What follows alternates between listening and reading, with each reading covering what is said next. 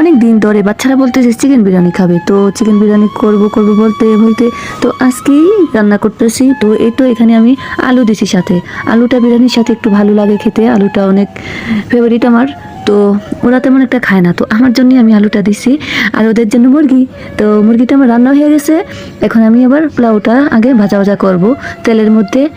তো ভাজতেছি অনেকক্ষণ যাবত, এভাবেই নাড়াচাড়া করে অনেক জোর জোরে হলে তারপর আমি ফুটানো পানি দিয়ে দেবো। তারপরে তো আমি পানিও দিয়েছি, বলক এসে পড়ছে, তারপর আমি এখন মুরগিটাও দিয়ে দিলাম। তো একটু বেশি করে রান্না করি যাতে বাচ্চারা যতটুকু মন চায় ততটুকু খেতে পারে মন ভরে। আর সবসময় তো রান্না করি না, করতে পারি না, তাই আর কি। তো এই তো রান্না হয়ে গেছে আমার দেখা যাচ্ছে। আবার আমি এখন একটু উপরেরগুলো নিচে দিয়ে দিব, নিচেরগুলো উপরে উঠিয়ে দিলাম। তো ভাপে দিব, কিছুক্ষণ ভাপে দিয়ে রাখবো।